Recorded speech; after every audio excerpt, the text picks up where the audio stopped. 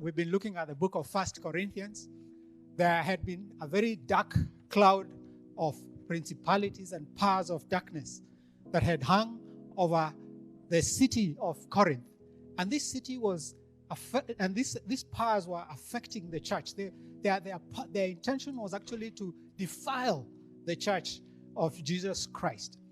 And the church, to their credit, they recognized these powers. And what they did is they wrote to Paul and asked him, what shall we do about these powers that are so powerful, that are all around us? And they are using the seduction and rebellion and distraction to mess around with the church.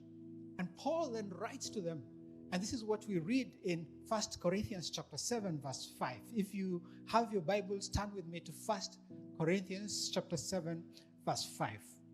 Paul, speaking to them, says, do not deprive each other of sexual relations unless you both agree to refrain from sexual intimacy for a limited time so you can give yourself more completely to prayer. Afterward, you should come together again so that Satan won't be able to tempt you because of your lack of self-control. Paul, in addressing these issues of these powers and these principalities, he addresses couples, he addresses single people, he addresses the widows and the widowers, and tells them how they should handle themselves in light of these powers of darkness. And he begins with the couples. And he tells the couples that it is important for you to live in such a way that you will not give these powers a chance by making your marriage such an enjoyable place, being able to meet the needs of one another. Last week, this is exactly where we stopped. And the whole issue was, what are the needs of each other? Gary Smalley, who is a marriage expert, carried out a survey, and he asked both men and women to rate the favorite things that they enjoyed doing together as couples in order of importance. When the results of the men's survey came, the men had rated sexual intimacy as number 2 in order of importance. The women, on the other hand, had ranked sexual intimacy as number 13 in order of importance. You can see the already conflict there in terms of needs in marriage. In the number 12, they had gardening together. This was in the US, gardening together. It shows you the difference between men and women and the conflict that already can occur when you're trying to meet needs in a marriage. Of course, as we see from this survey, the men have a greater sexual drive. However, research also shows that about 20% of women have more sexual drive than men. And so in a marriage situation, it is not a blanket thing, but it is the majority that we're talking about here. And even the needs of the men that I'm going to address today is not all the men, because it's like a bell curve, which means that there are some men who might not be able to relate exactly to what I'm saying. Last week, I began with looking at honor. The other two that I'm also going to look at today is friendship and sexual intimacy. This is rated in the order of importance for men. Let me just touch a bit on honor, although I had touched on it last week. We're told about this. Honor is basically to hold in high regard, hold in high regard and speak highly of somebody. And I tell you, men like this. In fact, the husband of the noble wife of Proverbs 13, the husband was an elder, and his eldership is attributed to her, not to him. It is because she believed in him. She treated him like an elder even before he acted as one, and even before he was an elder, and he rose to that level. It is because a man will go to the level of honor that a wife gives to him. A son will go to the level of honor that the parents give to him. A brother will go to the level of honor that the sisters give to him. Men appreciate honor. It is so important. This lady, it is said that she was able to honor her husband in verse 30 because she loved the Lord. She had confidence in the Lord. And because she loved the Lord, she was confident enough to be able to honor him irrespective of who he was. You see, a man interprets respect or honor as women interpret love. It is so important to them. And what has this got to do with sexual intimacy, you may ask? You may remember in the book of 2 Samuel, chapter 6, David had a wife called Michal. And David had just done one of the most important things in his life. He had brought the Ark of the Covenant into Jerusalem, and he was dancing and he was just praising the Lord. And when he went to now bless his home or his household, Michal came to him and in a very sarcastic way said, "Sir, you're so distinguished, dancing half naked before those slave girls." And David told her, I'll be even more undignified than this before the Lord. And then he told her, he put her aside and he told her, "You'll have no more children." Bible experts believe that David never slept in her chamber again. He never slept with her again. Because to a man, when you dishonor him or when you disrespect him, he loses that kind of interest in you. It is critical that if couples are going to stay together, that you understand the place of honor in the lives of men.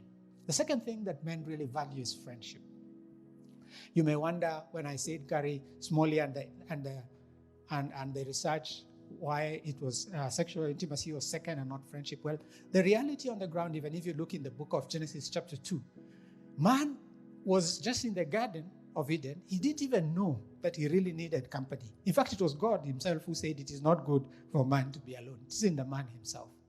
And especially when men are younger, they don't realize the importance of friendship in a couple setting. But afterwards, they begin to realize the importance of friendship. And that is why in most cases it appears in number 2. And friendship is basically about what is written there on that screen, about friendship, about being honest, about being authentic, about sharing, opening yourselves to one another, having common goals and priorities and plans. And this is the issues that Paul addresses in 1 Corinthians chapter 7, verse 5, the verse we've just read. Because what Paul is saying is, you need to be friends. You need to be able to agree. One of you doesn't just wake up and say, there is no more sexual intimacy among us because I am going to fast and I'm going to pray. Another one wakes up and says, I've already bought some plot somewhere and I'm going to do this and this. But he's talking of a friendship of a people who walk together. Let me go to the third area of sexual intimacy. But before I go into the details, I want to look a bit at the background of what was happening in Corinth that Paul was addressing. These were the powers of confusion and darkness that were there in Corinth. There was this pagan belief that the physical body was completely evil. But because it was so evil, there were twofold attitudes towards sexual relationship. There was one which was very licentious. And the licentious side said, because it does not matter, because the body is very evil, it does not matter what you do with your body. Even if it is for prostitution, the body does not count. What counts is the spirit, they say. Then the other one was the asceticism, where they said you should not do any of those natural things in the body. Even if you're married, you should restrain from sexual relationship with your spouse, because everything of the body is evil. All the urges and desires are evil. And so sex in marriage, they looked at it as defilement, as low living. This was both men and women. And that is why you would find some of them who do all they can not to have sex in that sense. And sexual intimacy was looked down upon. It was misunderstood as that which is low level for this particular group. Those who were very licentious in Corinth, they followed a particular cult that was there in Corinth. And it was the goddess Aphrodite. This cult in Corinth was really messing up Corinth. This was the goddess of lust, the goddess of passion and fertility. She was often, you can even find her statues in museums in Greece and other places. She was often depicted nude, and she was the patron of the goddess of prostitutes. She was married, but she had several husbands. She had several lovers that she went around with, basically bringing about unfaithfulness. And her defilement over the city of Corinth was known all over. Because her priestesses, they went into town at night. They just flooded the town at night. And they were known and they were reputed for their skills in prostitution and sexual issues. And they were some of the most expensive prostitutes. And from those proceeds, they supported the worship of Aphrodite. In this group, in our present day, are what you would find in a lot of pornographic magazines and online pornography. You'll find abortionists as well in this group. People who say, I'll do what I want to do with my body. It's my body. They say, my dress, my choice, my body, my choice. And this is mine. It's not anyone else to do. And you'll see them in clubs dancing in very suggestive and permissive ways. On the other hand, those who denied themselves, you'll also find them because this went down into the church quite a bit, especially the Catholic Church. You'll find what they were calling the spiritual state, where they were saying everybody else's work is worldly and it's demeaning. The only way to be called by God was to be either a priest, a monk, or a nun. And among the Protestant churches, you'd hear things like, you'll say something like 200 souls came to the Lord. And in so saying, what they are really doing is separating the body, the soul, and the spirit, giving a higher importance to the soul and leaving the body. What this do in a very subtle way is to devalue sexual intimacy and to make it unspiritual and to a certain extent sinful. And so Paul is dealing with these concepts as he helps the Corinthians to think through this area of sexual intimacy in their own lives. But let's look at the biblical view of sexual intimacy. There are 6 reasons in the Bible for sexual intimacy in marriage. There's partnership, there is pleasure, there's procreation, there is purity, there's picture, where we picture Christ and the church, and there is provision, like in the case of Ruth and Boaz. The Bible basically says that sexual intimacy is God's idea. God created this whole issue of marriage. He created this whole issue of intimacy. In fact, the name given to the Garden of Eden, or the meaning of the Garden of Eden, is delight and pleasure. So God creates this place first, and then he puts man there so that man can just enjoy the things of God. And to add to that enjoyment, he makes a woman. And he makes her in such a way, her anatomy, and in such a way, in such a beautiful way, that when man sees this woman, he's so excited. He says, now this is bone of my bones and flesh of my flesh. God gave man that ability to be able to be stimulated by vision. And so God takes this woman, he makes her naked. This man is still naked. And he puts them in the garden of delight and pleasure. And the two become one. Enjoying sexual intimacy, enjoying one another. He even makes the anatomy in such a way that pleasure becomes a key part of sexual intimacy. Look at what the Bible says in some of its books. Look at Proverbs chapter 5, verse 18 to 21. Look at the Song of Solomon, chapter 4, verse 11, basically telling us how sexual intimacy in marriage should be so beautiful. That is the biblical view of marriage. You see, marriage is about sharing. It's about two becoming one. It's about interdependence and not independence. The Bible says that there was no shame. They were sharing together. They were naked. There was no shame among them.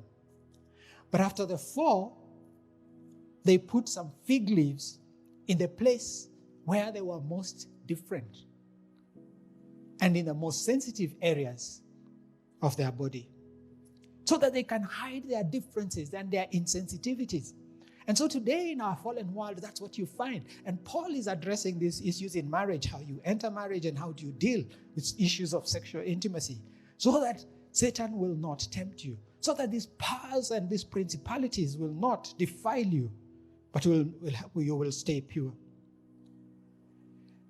Because of the coming of Jesus Christ and salvation, we are being drawn back to the original call of marriage. Because when you are living your marriage in the fear of the Lord, in trust, in an environment of purity, you can expose your differences. You can talk about all the sensitivities. You can talk about all areas of your marriage without fear. It is only when you do not trust each other that you have to cover yourselves. But that is why Paul warns and says, do not, if you're single, stay single, because if you're going to get into marriage, it's difficult, because it means you have to expose yourself. You have to be transparent. It means being without shame means being open mentally, being open physically, being open emotionally to your spouse. It means giving yourself completely. In sexual intimacy, the man wants to know certain things about the woman. The man knows very clearly that the mind is the central place where sexual intimacy starts or stops. And he wants to know what is in the woman's mind. Because in a marriage situation, a man's interest is to satisfy his wife, is to make the wife enjoy sexual intimacy. And so he wants to know what is in your mind. Here at Karura Community Chapel, for those who plan to get married, we normally have premarital counseling classes. And we have, I believe, one of the best teams led by Pastor Edna, who help couples who want to get married. It's about a 3 months course. We have even the chairman of our elders court who sits on that. We have some of the young couples who are part of that team and they help you. We have some professional counselors who are able to help you. But what is even more interesting is these cohorts, these classes usually get together and they work together even after they get married so that they can support one another. But usually it's done in a hurry. 3 months is not long enough because usually couples have already set their wedding date. And so there is really nothing you can tell them to change much. So what I normally do and encourage single people is before you even get someone in your life, look for some of these respectable people around the church, these mature Christians, and start working with them. And they will tell you things that are very important. So these are some of the things that a man usually wants to know in a woman's mind. He wants to know the fears that woman has and the hopes that she has. You may have had some childhood hurts. He wants to know so that he can be able to walk with you. We live in a very cruel world. There are some women who are even raped. There are some who are abused. And this affects sexual intimacy in marriage. And it's very important that you share with a man so that he gets to know. And if you can't share just the two of you, can get a counselor who can help you to unfold some of the areas that you feel that are very exposed. But if you are lucky enough and you've not had any of these issues, it is good then to express your hopes and your desires to each other, to let each other know. For you to be able to talk about what happens in case we become sick, in case any of us become sick, what will happen? What will happen in our marriage in case any of us dies? You plan ahead. What is happening in your mind? There are some people, of course, because we all come from cultures and traditional beliefs, there are some traditions which even believe that sex in marriage, sexual intimacy in marriage should not be pleasurable. There should be no pleasure. So they mutilate the ladies. So if your culture and your traditions are such that you've been told that sexual intimacy should not be part of your expression in marriage, it is very important that you talk to the man. The men are interested in knowing when they think about sexual intimacy. What are your cultural beliefs? What are your cultural backgrounds? And in premarital counseling, we take you through all these things. They also want to know your personality type. They want to know your preferences. Personality type and preferences, because this is critical. Some ladies prefer to have scheduled sexual intimacies. Others prefer to have adventures. Others are routine. Others express themselves differently. This helps the men to know how to soundproof their rooms. But also more important, do we have the same biblical beliefs and views on sexual intimacy? It is critical that you talk about these things in your marriage. Some of the misconceptions that come about is some people say, they believe that if I marry my soulmate, if I marry the right person, then I do not need to work at it. In fact, they say there is something wrong if I have to work at it. Some people say I'm looking for my soulmate because once I get my soulmate, I'll be okay. But I want to tell you, soulmates and perfect people are not born. They are made. Best marriages are two imperfect people who get together and work at it. It's not some chemistry that comes and just works at it. And then you live happily ever after. But it is two people who decide we will stay together, we will talk, we will be open with each other, and we'll be frank with each other. The second area where men are very interested to know about women is, you see, men have no monthly cycles, menstrual cycles. Men are always ready to have sexual intimacy. They have millions and billions of sperms that are ready in their systems. They can have sexual intimacy during the day, anytime. But women have menstrual cycles. The men are interested to know, what does that mean for sexual intimacy? There are some people who have misconceptions. They think if I marry the right person, then emotions will happen naturally and effortlessly through the marriage. That every morning I'll wake up and I'll look around and I will know what to do. Men just don't know what to do. Other people have these wrong misconceptions. They think that if my emotions change towards my spouse, I must have married the wrong person. No. Because of these changes and because of these things that happen in our lives, these are natural things. Love is by choice, and it means talking. People from the West have put these things as the world within the woman's body. And they have used their weather patterns, the fall, the winter, the spring, and the summer. And they want you to be able to explain your cycle to him, so that he can know how you want to be handled during what cycle. And because of this cycle, I believe it's one of the reasons that Paul says that your body is not yours. It is because sometimes you don't feel like having sexual intimacy in a marriage. Communicate. The other third slide, or the other third area that a man is interested in, is looking at the phases of a woman's life. Because you see, one of the things that can frustrate a man, and many are frustrated, is if a man initiates to have sexual intimacy with you and you reject him. The first time, he will be a gentleman. But the second time you reject him, he will feel rejected. And the third time, he will lose interest in you. And that kind of man becomes a target for Satan. He becomes a target for the powers of principalities. And Paul is warning against such things. The Bible says a foolish woman tears her own house with her own hands. Most men don't go home to our home because they feel rejected. The third area, as I was saying, is this whole area of the four phases of a woman's life. It is not right to assume that because you married at this time and that the lady will be in the same. The woman you marry in her 20s, when she's flowering, when she's ambitious, when her career is going up, if she gets married, she will not be the same woman in the 30s. The 30s is called the culture shock stage, the balancing phase.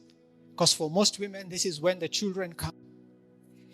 And when the children come, their attention begins to turn to the children and not to the man. This time also the man is probably, as a family, you're beginning to invest in plots and in houses and other things. The man is working hard. He's probably in middle management at this stage. God did something that was very interesting in the Garden of Eden. He brought the woman naked over there, and man looked at him and was stimulated. At this stage, the women have just had children. Their waistline has moved from lower and it's upper near the breast. And for many, they feel that they look like a drum. They don't want to be looked at. But men want to. Because when they go out there, the powers and the principalities from billboards to online images are being shown naked women. At this particular time is when your friendship will be tested, when you don't have too much time for each other. In these days of social media, women begin to find solace in spending more time watching and spending time on their phones and on their computers and spending time creating friendship and making their spouse their priority. But when it gets to 40s, the woman wakes up. She's suffered in her 30s. Her career had gone down. Her children are now beginning to be more independent, and she's beginning to get up, and she wants to move on. It is a different woman. It is like the life of women begins at 60 or rather 50, when now children have left home or living home. And again, everything is going to change. And a man wants to know, how should she help you? I'll go to the second last slide about the phases, the various. This is what Maslow called the Maslow order of needs, where the first needs were security, provision, emotions, and self-actualization. The world is becoming the world of women. Long ago, a boy would be born and people would know that this boy is honored because he would provide security for the community. But no more. The government has taken over security. Then, after that, a boy would be born and he would know he would have the right to land, which was the source of economic provision. No more. Women can buy land, but also women have a right to land. And I see many men in many counties drinking themselves silly because they no longer feel they are honored, or what gave them honor is no longer there. And men are asking themselves, how do we live with the women in this time when the world is the world of women? If you go to a place like Bangladesh, Sheikh Hasina, she's 72. She's the prime minister there. Her life is just beginning. That time the man's life is tanking. Sahel of Egypt, of Ethiopia, our neighbor here, she's president at 70. Salome of Georgia, she's president at 68. Kristalina, IMF president at 66. Angela Merkel of Germany, she's 65 and still going strong. Christine Lagarde, the European Central Bank, she's 64. It is the world of women. And men are asking themselves, how can we be men in this age? These powers of seduction, my brothers and sisters, as I close and invite our team to come over and take over this microphone, are working so hard to dismantle single people so that when single people get into marriages, they are completely gone and destroyed. Single people are engaging themselves in pornography, getting into instant gratification so that when they get into marriage and they find that marriage is not a fantasy, they can't stand it. There's artificial stimulation so that when people are getting married, the marriage counselors are very concerned because now people are sleeping in different rooms or separate rooms because they can no longer satisfy themselves because they have messed themselves with stimulants, artificial stimulants. And marriages are getting dismantled and destroyed even before they start. Men who have been in pornography are comparing their wives with artificial women in fantasy world, and women are comparing themselves, their husbands, to men, real men, with men in fantasy, and they are destroying marriage. We cannot worship this God. Marriage, my brothers and sisters, is not the ultimate thing, because there is an ultimate marriage, as we're told in Revelation. It says, let us rejoice and be glad and give him glory, for the wedding of the Lamb has come. And his bride has made the bride has made herself ready. Fine linen, bright and clean, was given her to wear. Fine linen stands for the righteous acts of God's holy people. Let us be holy as we wait for the ultimate marriage.